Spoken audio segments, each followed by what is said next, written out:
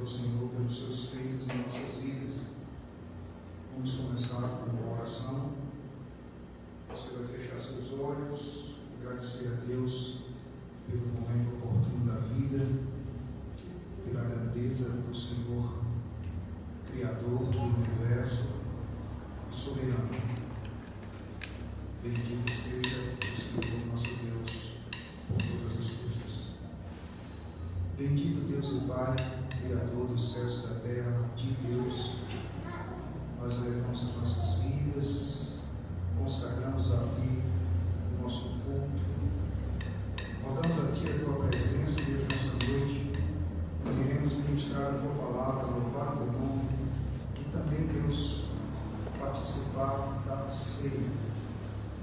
Ministra a Tua palavra sobre nossos corações, ouve as nossas orações, toma a Tua direção na vida daqueles que ainda não Te viram, vai ao encontro de cada um, Pai. Te oramos, consagrando a Ti as nossas vidas em nome de Jesus. Amém. Vamos abrir a Bíblia, a palavra de Deus, no Salmo de número 93, e vamos ler as Sagradas Escrituras. Salmo de número 93.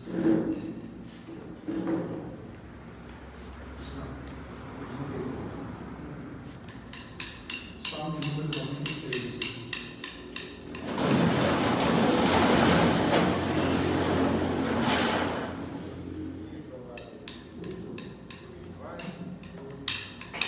Diz assim a palavra do Senhor: revestiu-se de majestade e de poder, se revestiu o Senhor e se cingiu, firmou o mundo que não vacila. Desde a antiguidade está firme o teu trono, tu és desde a eternidade. Levantaram os rios, o Senhor levantaram os rios, e o seu bramido, levantaram os rios, o seu fragor. Mas o Senhor nas alturas é mais poderoso do que o bramido das grandes águas, do que o bramido das grandes águas, e que os poderosos vagalhões.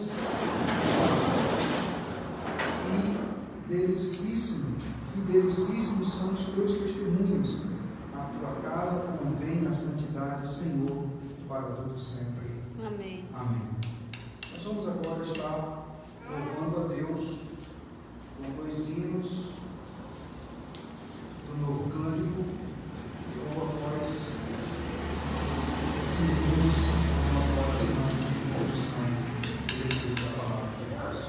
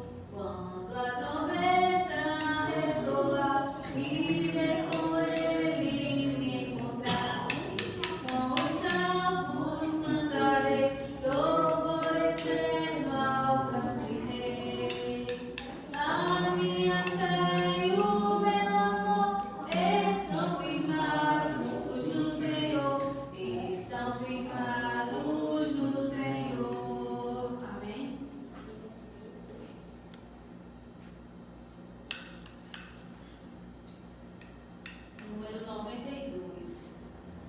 Deus promete grandes coisas conceder a qualquer que peça crendo que há de obter, esperando sem na fé enfraquecer.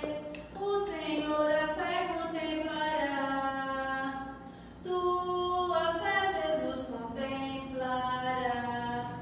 Sim, o que Jesus promete dá, ele vê o coração e responde à petição.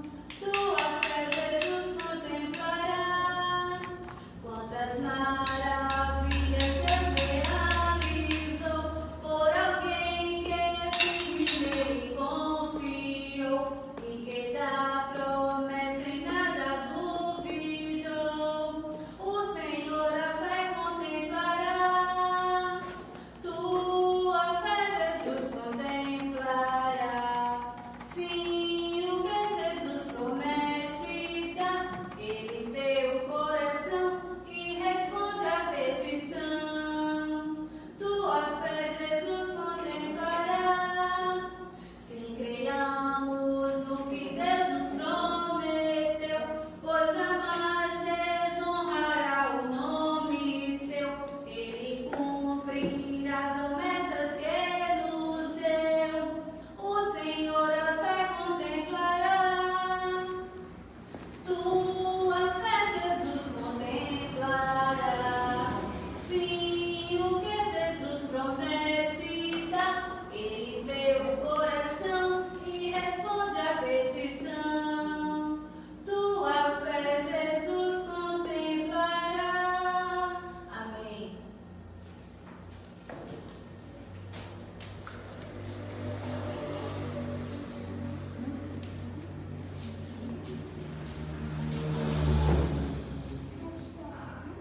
Saudamos com a graça e a paz do nosso Senhor Jesus. Amém. Amém. E agradecemos já a oportunidade. Amém também. Êxodo 34, versículos 7, 8 e 9. Nos diz assim: que guarda a beneficência em milhares, que perdoa a iniquidade e a transgressão e o pecado, que ao culpado não tem por inocente, que visita a iniquidade dos pais sobre os filhos e sobre os filhos dos filhos, até a terceira e quarta geração. E Moisés apressou-se e inclinou a cabeça à terra e encurvou-se e disse: Senhor, se agora tenho achado graça aos teus olhos, vá agora, ó Senhor, no meio de nós, porque este é o povo obstinado, porém perdoa a nossa iniquidade e o nosso pecado, e torna-nos pela tua herança, pela tua herança. Amém.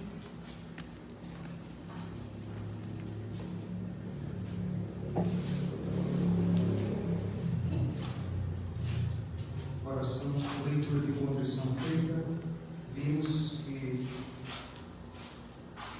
Deus perdoa a iniquidade e nós fomos gerados em iniquidade.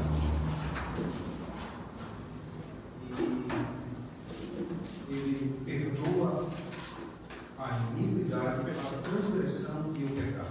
Olha só, Ele perdoa a transgressão, a iniquidade e o pecado. Precisamos essa noite, agora, em um momento de contrição, fechar nossos olhos, uma oração silenciosa e rogar a Deus, pedindo perdão pelos nossos pecados, para que o Senhor receba o nosso culto. Oremos.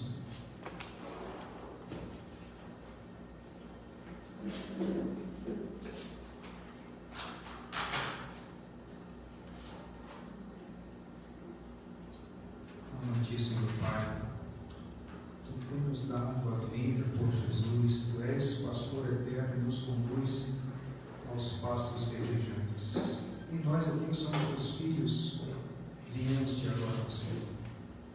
Mas estamos ainda com as mãos sujas dos pecados que cometemos durante a semana. E hoje, mais do que nunca, precisamos nos analisar intimamente, individualmente. Hoje, mais do que nunca, neste culto, precisamos, como diz as Sagradas Escrituras, examine-se, pois, como a si mesmo.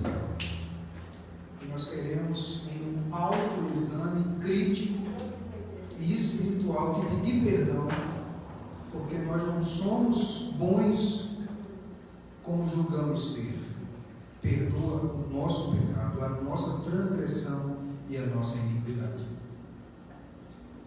E queremos ser gratos a Ti, Deus, porque essa transgressão, esse pecado e essa iniquidade, o Senhor levou sobre si até o madeiro, até a cruz. E fazendo assim de mim, que era pecador, justo.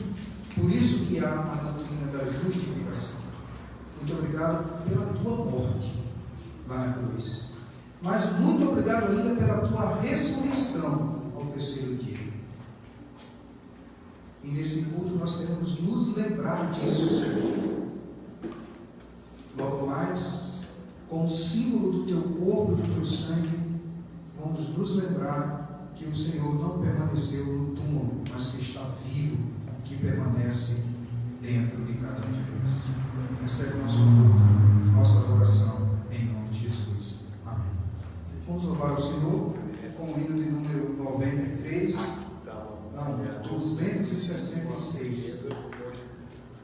Hino de número 266. Preparando o nosso coração para a mensagem da palavra de Deus. 266.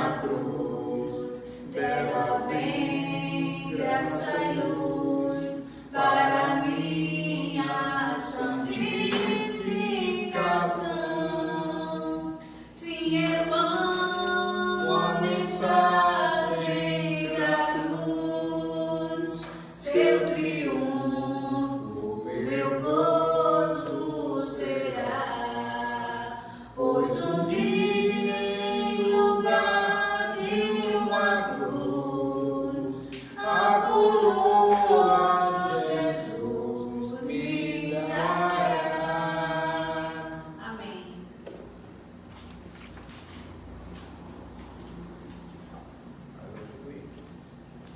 Amém. Graças a Deus pela oportunidade gloriosa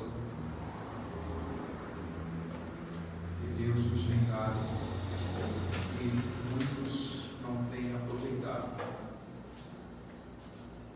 Nós queremos falar nessa noite de como podemos conhecer ou identificar como é que uma igreja é uma igreja verdadeira, uma igreja genuína. E nós sabemos que, principalmente no nosso país, há muitas igrejas, muitos nomes ou nomenclaturas de denominações, e cada uma que tem um atrativo melhor do que o outro.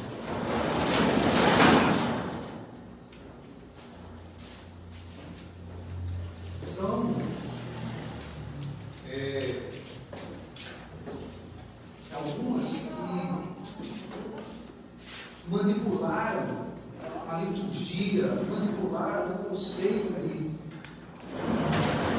Deus. Paulo César tem uma canção chamada O Evangelho, que diz que algumas dessas igrejas que antes era servo, agora quer ser senhor. João Alexandre tem uma canção que diz que algumas dessas, até imitar a voz do líder é a coisa mais natural. E como então, diante disso tudo, nós identificarmos como uma igreja é verdadeira, como uma igreja genuína, e como então nós podemos nos identificar dentro dessa igreja?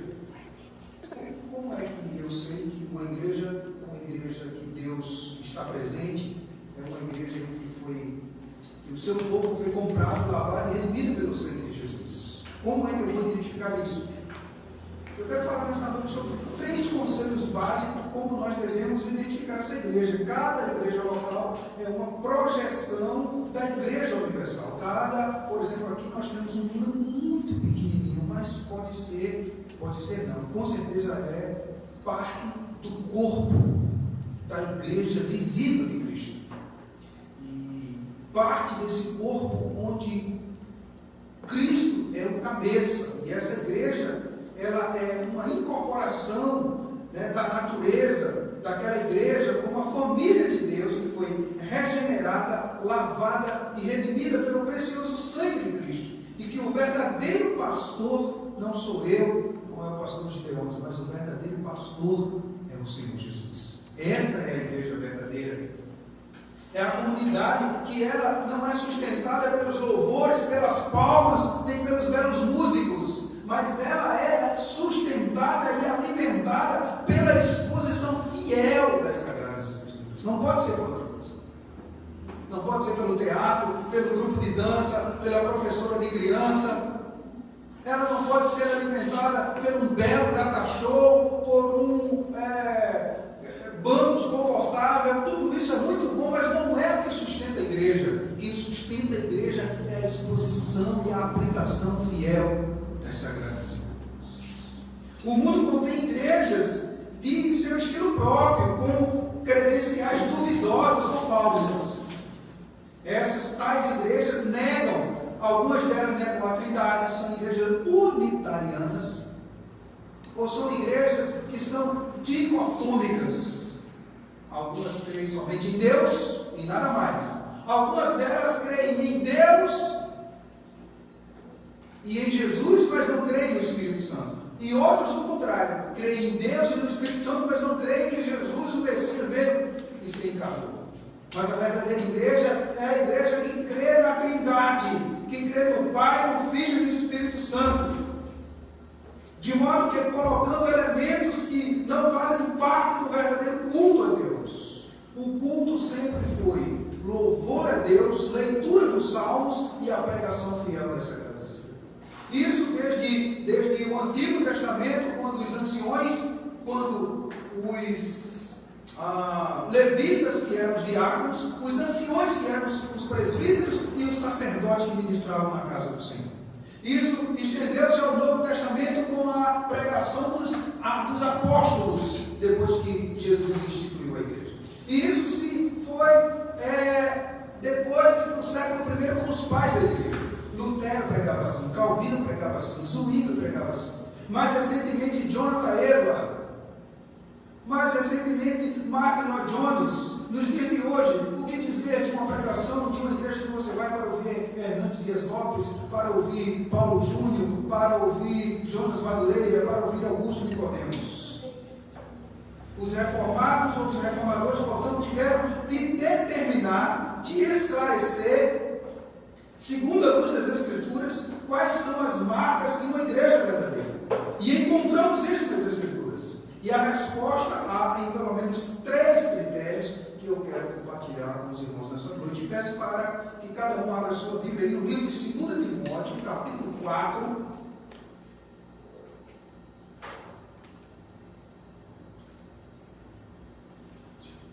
Eu levo ali para Raquel, já dá a Bíblia para ele, esse texto. 2 Timóteo, para a Caríntia também, uma Bíblia para a Caríntia também.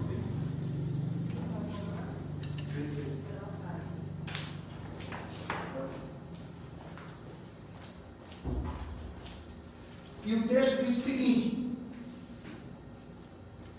na presença de Deus e de Cristo Jesus, que há de julgar os vivos e os mortos, por sua manifestação e por seu reino, eu exorto solenemente que, olha aí, pregue a palavra, esteja preparado a tempo e fora de tempo, repreenda, corrija, exorte com toda a paciência e doutrina, pois virá o tempo em que não suportarão a sã doutrina, ao contrário, sentindo coceira nos ouvidos, juntarão mestres para si mesmos, segundo seus próprios desejos. Eles se recusarão a dar ouvidos à verdade, voltando-se para os mitos. Você, porém, seja moderado em tudo, suportando sofrimentos, faça a obra de um evangelista, cumpra plenamente o seu ministério. Amém? Vamos orar, pedindo que o Senhor Ele aplique a sua palavra em nossos corações. Pai, nos ajuda, nos guia, estende tuas mãos sobre nós e fala aos nossos corações.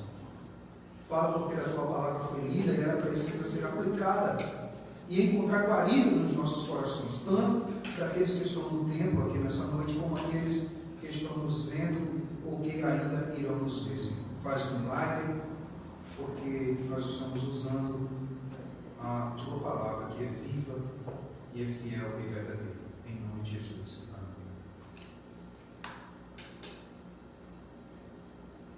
Então, como é que nós podemos identificar uma igreja verdadeira? Por 3 elementos ou 3 critérios importantes. O primeiro dele, a pregação fiel das Escrituras.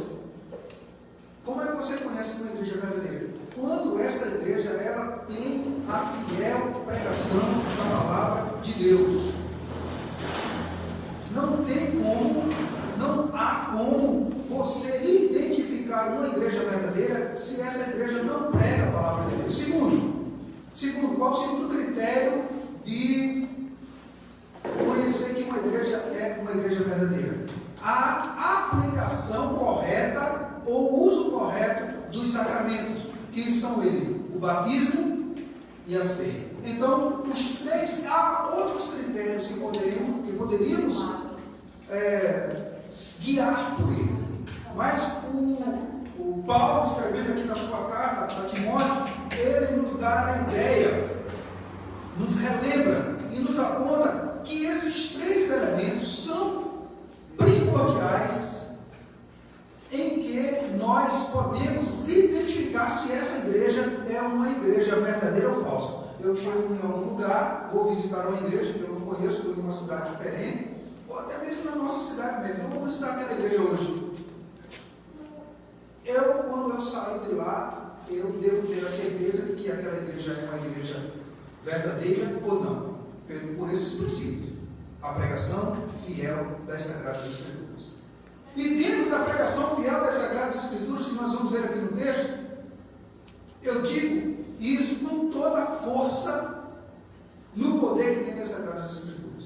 E se essa igreja for pastoreada por uma mulher, é bom você nem visitá-la, porque já foge dos princípios da exposição. Eu estou falando da fiel exposição das Sagradas Escrituras. E dentro dessa exposição fiel das Sagradas Escrituras, Deus não constituiu mulher para ser pastora. Ela pode pregar bem, cantar bem, visitar, mas ela não pode ter esse título porque Deus não deixou. Então veja o que é que há no versículo 2.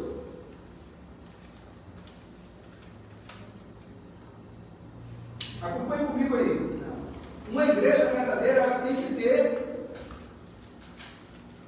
a pregação genuína da palavra de Deus. Pregue a palavra. Esteja preparado a tempo e fora de tempo, fazendo pelo menos 3 exortações nessa pregação da palavra de Deus. Quais são elas? Corrigindo, repreendendo e exortando com doutrina. Uma igreja que não tem doutrina, que não tem a repreensão e que não corrige o seu fiel, ela pode ser qualquer outra coisa, menos igreja verdade.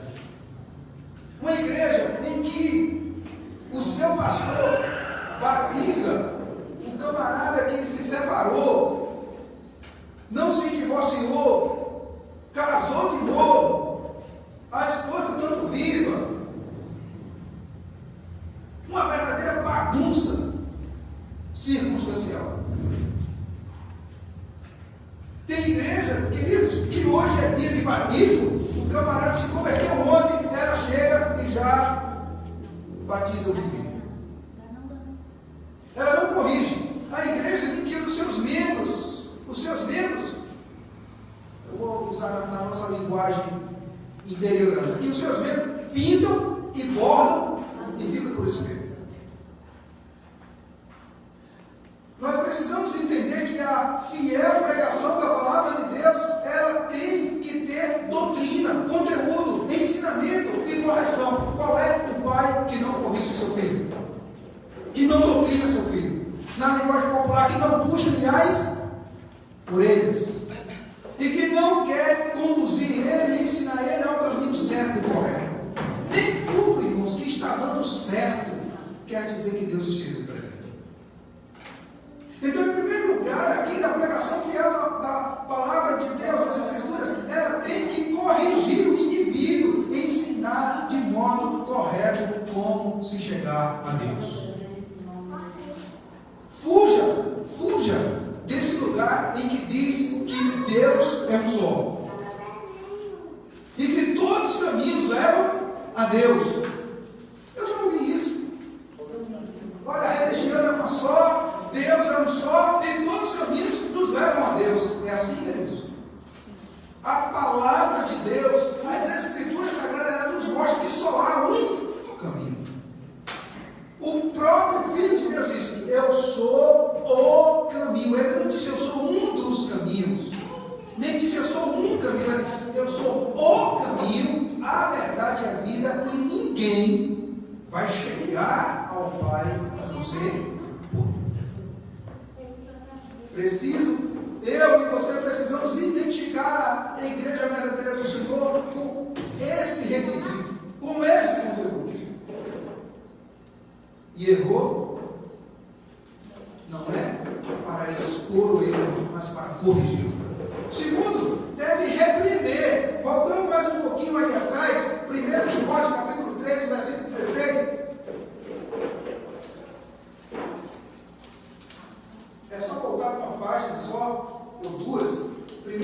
Timóteo capítulo 3, o versículo 16 diz assim, ó.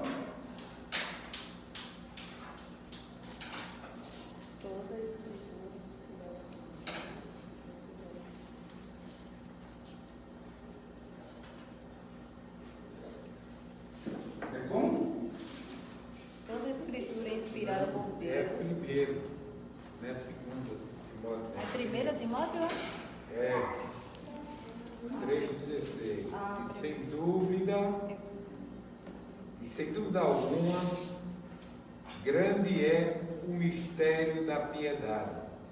Aquele que se manifestou em carne foi justificado em espírito, visto dos anjos, pregado aos gentios, criado no mundo e recebido acima na glória.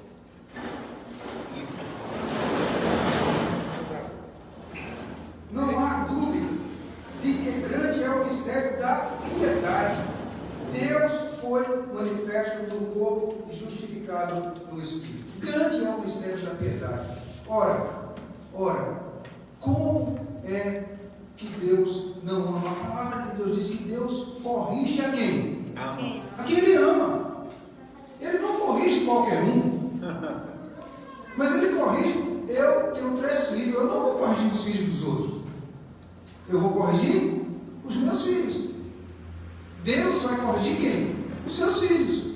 Agora sim, 2 Timóteo 3,16, leia, por favor. Toda a escritura é inspirada por Calma, Deus. devagar.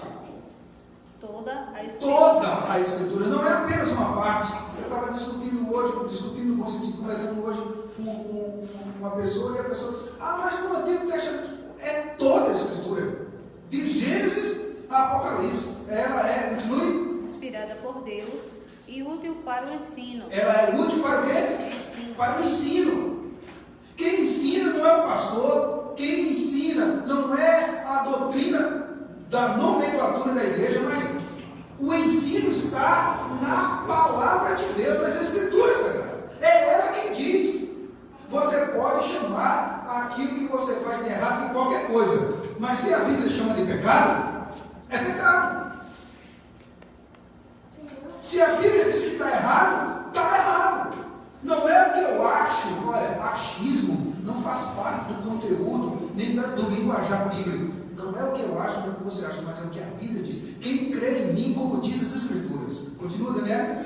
Para a repreensão. A palavra de Deus é para o ensino e para a repreensão. Um verdadeiro crente, quando ele erra, ele aceita a repreensão, porque ele sabe que quem está corrigindo ele é Deus, é a palavra de Deus, é os princípios de Deus. Para a correção, para a educação na justiça, a fim de que o homem de Deus seja perfeito e perfeitamente habilitado para toda boa obra. Olha que interessante, irmãos. Ele começa dizendo de Deus a correção, a repreensão. No mesmo versículo ele diz: para que o homem de Deus, ou seja, não é para qualquer um, não é para todos, mas para os filhos. Você vai identificar a igreja verdadeira quando essa igreja ela faz isso. Ela diz: olha, você não pode fazer isso, está errado. Isso aqui é errado. Não, mas ali faz, fulano de tal faz, ciclano não faz, não tem problema. Quer fazer? Vá para lá, não tem problema. Mas é assim que nós identificamos a igreja verdadeira: corrigindo, repreendendo e exortando com doutrina. 1 Timóteo capítulo 4, no versículo 6, vai dizer: expondo estas coisas aos irmãos, serás bom ministro de Deus. Não, serás bom ministro de Cristo Jesus. Sim. Alimentado com palavras da fé e da alimentado. boa doutrina que tens seguido. Alimentado ou nutrido com as verdades da fé e com a boa doutrina que tem seguido. Olha as expressões aqui do termo em português. Seguindo uma boa doutrina. Por que diz boa doutrina? Porque há por aí más doutrinas. Más doutrinas. Queridos, não é o que o pastor Silvano prega, não. É o que está inserido na Bíblia. O que era que os bereanos faziam? Conferir a palavra. Ouvir o pregador, quando terminava, ia fazer o quê? Conferir. Vou conferir se aquilo que o pastor está dizendo procede. Procede, é verdade. Eu já fui muito chicoteado aqui em Capim. Ó, William, para a direita, para a esquerda, para a frente e para trás, sou abençoado por todos os lados. E eu disse, não. Aí eu convidei o conjunto para cantar aqui. Ele disse, olha, pastor, a lista da música vai ser essa primeira aí, pode cortar. Você não é abençoado nem de todos os lados, nem de toda maneira. Você só é abençoado se você andar sendo corrigido, nutrido, alimentado e vivendo debaixo da proteção, da guarda e da exposição fiel da palavra de Deus. Se você não andar conforme a palavra de Deus, você é um desviado. Crente não. É por isso que essa pessoa que estava conversando de manhã hoje, eu falava sobre isso. É por isso que há muitas igrejas, irmãos, a igreja presbiteriana, ela agora no dia 12 de agosto, ela vai fazer 161 anos. É uma das menores igrejas do Brasil. Menores. Por quê? Porque o povo, aí tem igreja aí com 40 anos, 50 anos, que, lotada. Por quê? Porque lá você pode ser crente de qualquer jeito. Você pode ser crente de qualquer jeito. Cria-se um evangelho frajunto, não é o evangelho genuíno, se prega uma palavra pela metade. Sabe, doutor, é para dar o vidro, vem com 10 ml, aí o senhor, para querer ganhar mais, diz, não, eu vou dividir aqui, né? 5 para um, 5 para o outro, vai curar, vai resolver o problema? Tem que fazer a aplicação correta. O crente verdadeiro, ele tem que fazer o uso correto das Sagradas Escrituras. Se não for assim, ele é qualquer outra coisa, menos crente. E a igreja que ele frequenta é qualquer outra coisa, menos igreja.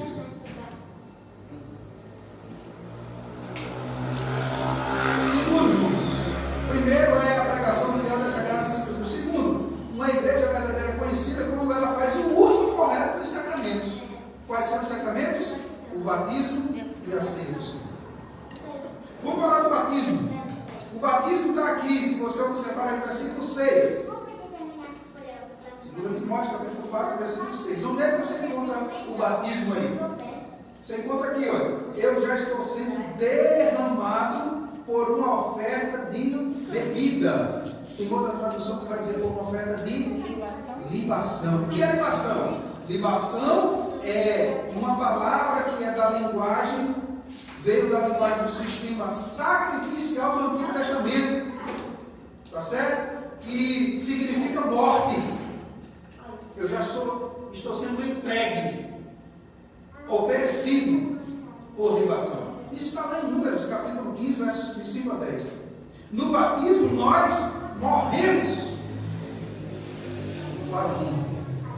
Você não pode ser batizado sem que antes você faça como Cristo disse: negue-se a si mesmo, tome cada dia a sua cruz. E no batismo, todo candidato ao batismo, quando ele recebe a água na sua cabeça, ele está sendo morto e nascido de novo.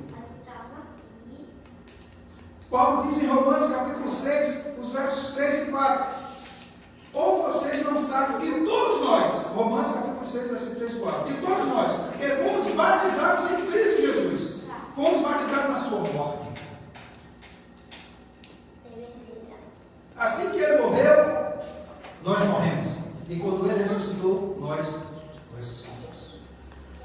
Paulo está dizendo que a libação aqui, eu já estou sendo derramado como uma oferta de bebida, como uma oferta de libação.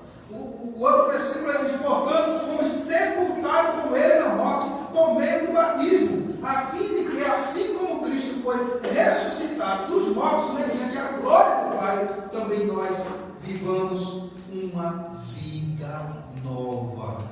batidos, a segunda característica de uma igreja é que o batismo tem que ser feito da forma correta.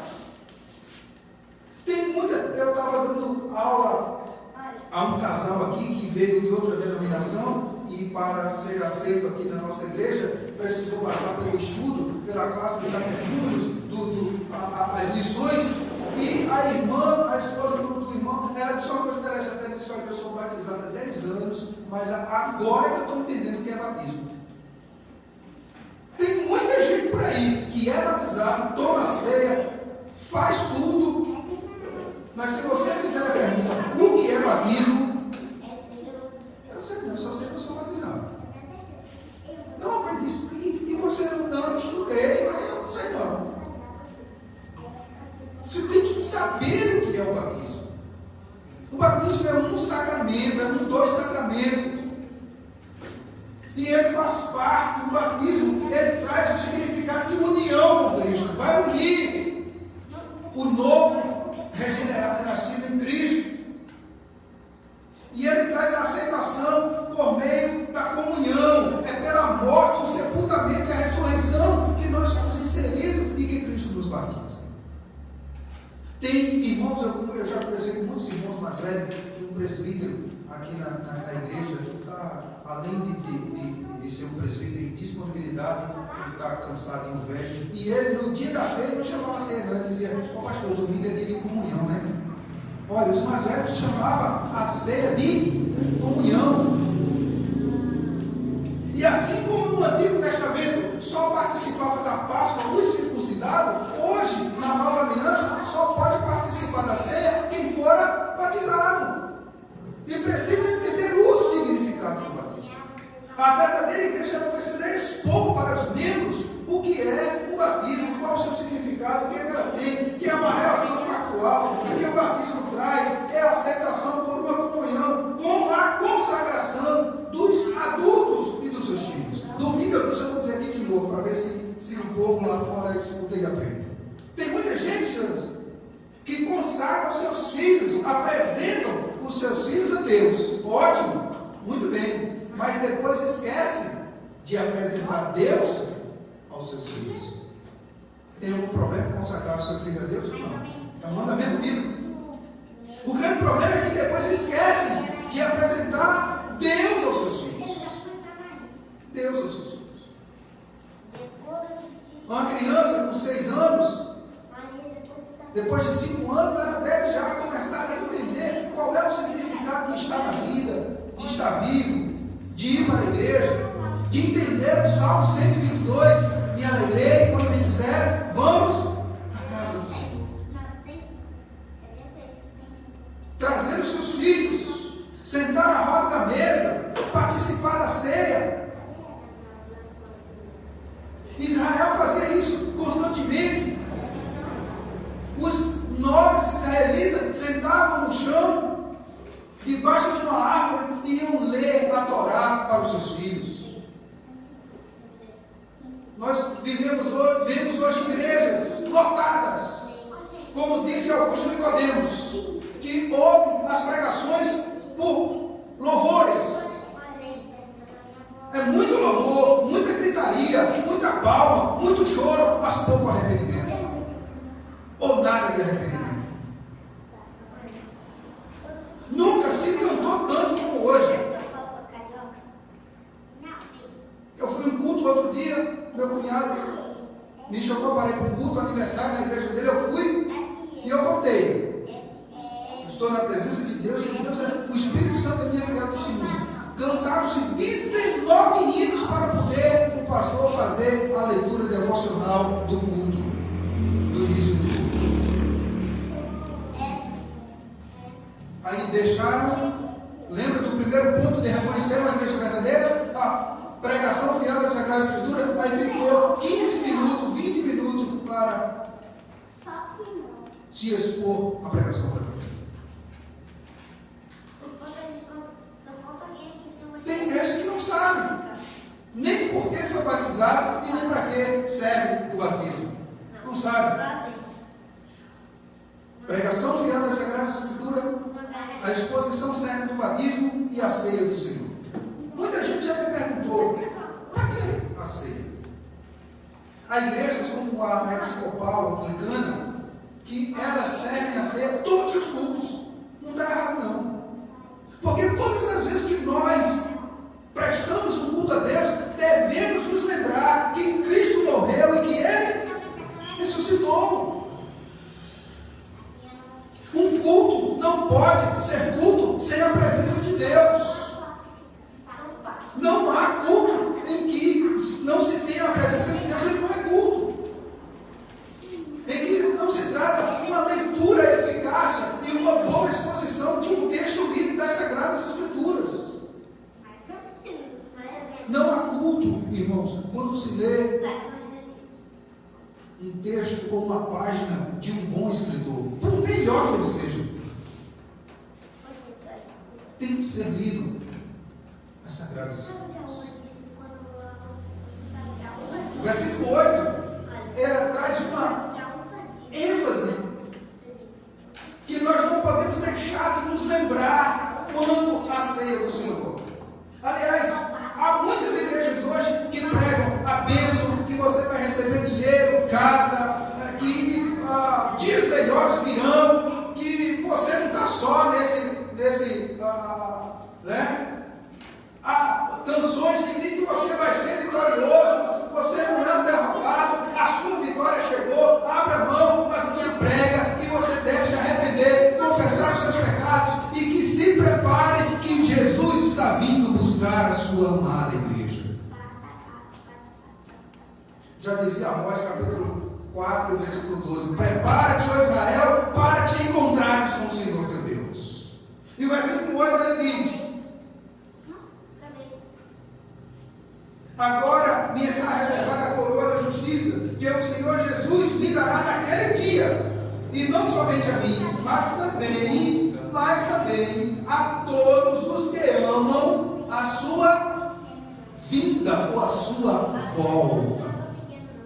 Ceiar, irmão, participar da ceia é se lembrar que Cristo vai voltar, é se lembrar que essa casa que nós temos aqui é alugada, nós vamos entregar o aluguel e vamos morar na nossa própria casa, no nosso próprio terreno, que Ele um dia, lá em João 14, disse que ia preparar para voltar e nos levar para morar e viver com Ele eternamente. O verdadeiro crente, irmãos, deve identificar a igreja verdadeira quando ela prega o texto fiel das Sagradas Escrituras. Nós somos peregrinos aqui, nós somos passageiros aqui, nós não devemos nos conformar com a melhor vida que tem aqui, nós não devemos nos conformar, porque ela é passageira, ela é pecaminosa e vai lhe conduzir ao pecado. Sabe o que é que diz 1 Tessalonicenses 5,17? Que nós devemos orar sem cessar. Sabe por quê? Porque nós somos induzidos a pecar sem cessar. Então, se nós somos induzidos a pecar sem cessar, a Bíblia nos dá o pecado. Nós devemos também orar sem cessar. Tem muitas pessoas que hoje se converteram, graças a Deus, porque viram que a sua conta bancária, seu iate, sua linda casa, seu belo apartamento, seu maravilhoso emprego, não lhe trazia paz e nem satisfação. Só encontraram paz, gozo e alegria depois que disseram: Jesus é quem manda na minha vida e Ele transformou o meu viver. Há muitos, há vários testemunhos de pessoas assim.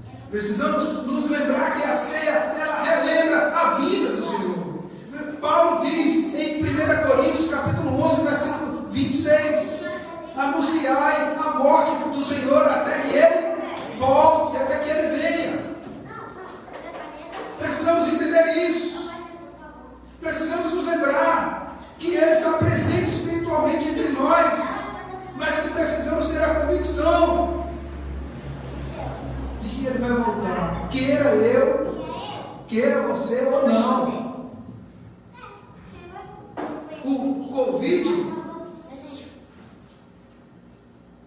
O Covid-19 foi apenas uma tapa para a gente se lembrar que brancos e pretos, altos e brancos,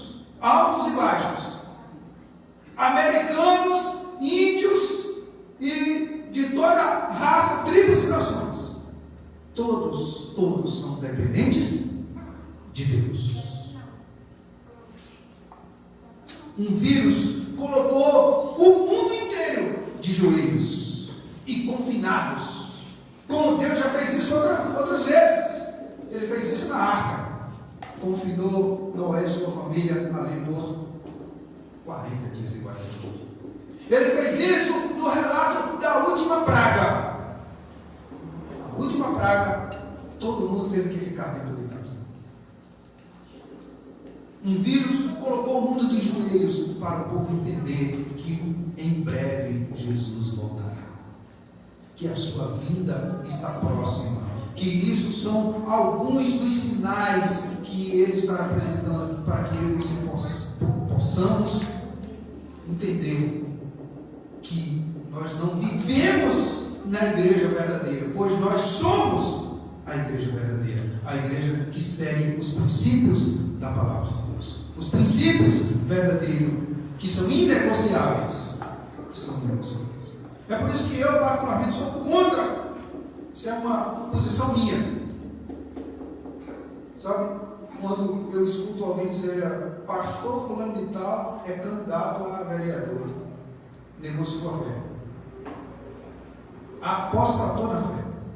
Você foi chamado para ser pastor, meu irmão. É um privilégio. Que Charles Spurgeon disse: entre ser pastor e filho da rainha da Inglaterra, você prefere o quê? Ele disse: eu não vou me rebaixar a ser filho da rainha da Inglaterra. Ser pastor é um chamado de Deus. Precisamos, irmãos, identificar uma igreja verdadeira pelos seus princípios litúrgicos, a exposição fiel das Sagradas Escrituras e a administração dos sacramentos. Por isso que eu disse no início, a pregação da palavra de Deus e a exposição dos sacramentos. Você vai para uma igreja e chega lá, uma mulher vai ministrar a ceia para você, misericórdia.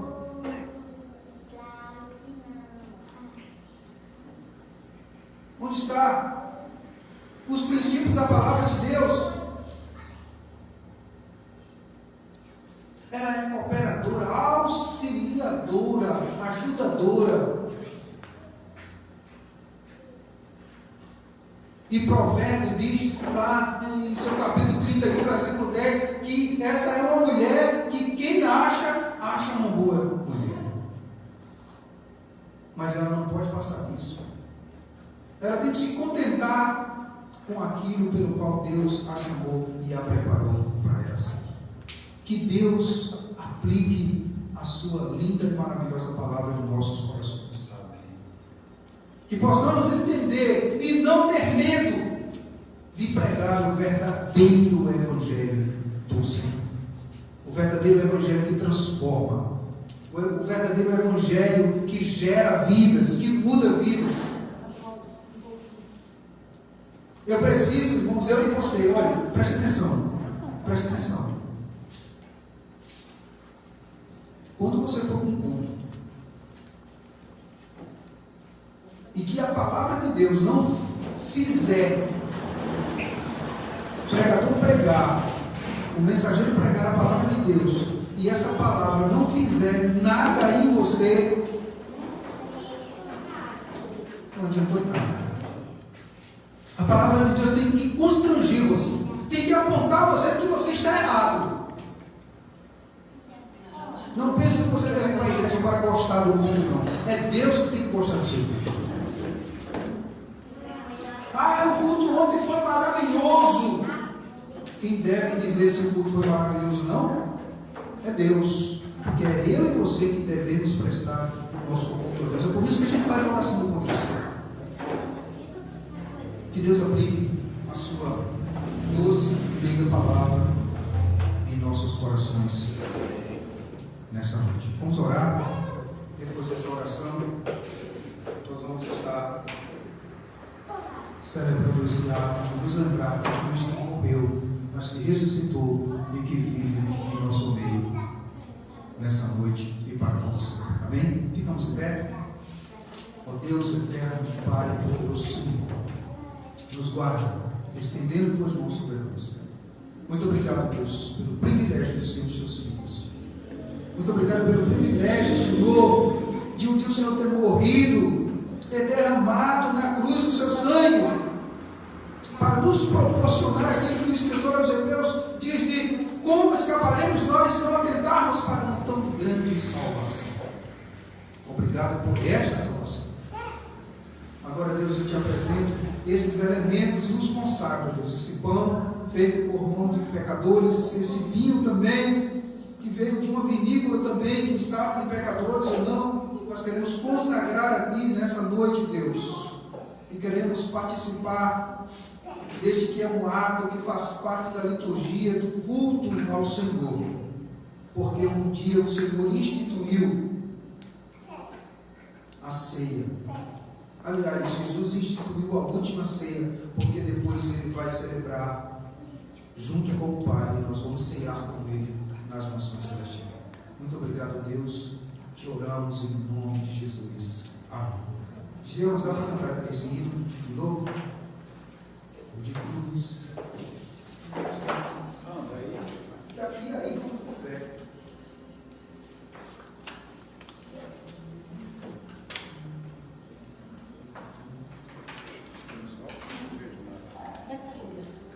O de cruz se erigiu, dela o dia fugiu, como emblema de vergonha e dor.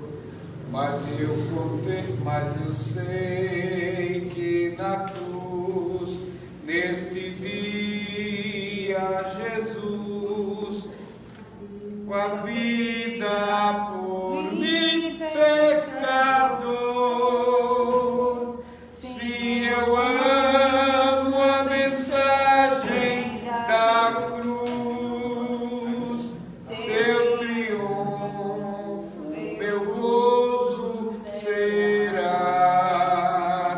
pois um dia em lugar de uma cruz, a coroa Jesus me dará, desde a glória dos céus, o Cordeiro de Deus, ao Calvário humilhante baixou. Nessa cruz para mim há mistério sem fim, porque nela Jesus me salvou. Sim, eu amo a mensagem da cruz, seu triunfo, meu gozo será, pois um dia em lugar de uma cruz, a coroa Jesus me dará. Amém. Mestre. Amém. Segura essa última parte aí para continuar. Pois eu recebi do Senhor o que também lhes entreguei, que o Senhor Jesus, na noite em que foi traído, tomou o pão e, tendo dado graças, o partiu e disse: isto é o meu corpo, dado em favor de vocês, façam isso em memória de mim. Com Deus.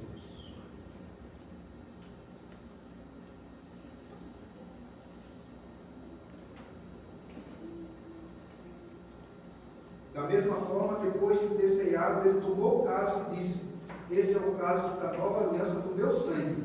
Façam isso sempre que o beberdes em memória de mim.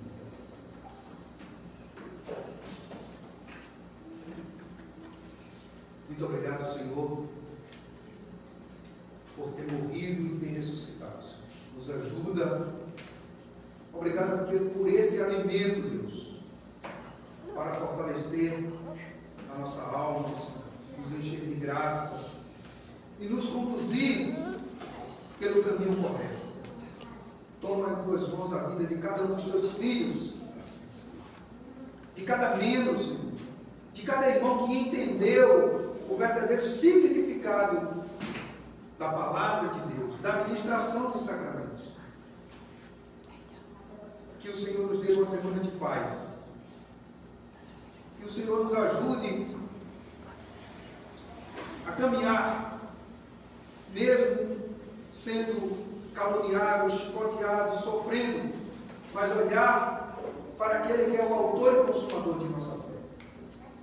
Obrigado a Deus, com gratidão, que nessa noite nós te oramos, em nome de Jesus. Amém. Recebamos a bênção agora nesse momento. Que a graça do Senhor Jesus, o amor de Deus nosso Pai e as divinas consolações do Espírito Santo de Deus sejam derramados sobre todo o Israel de Deus espalhado na face da terra, desde agora e para todo sempre.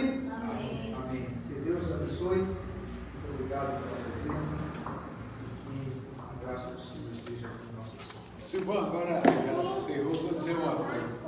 Tu tá achando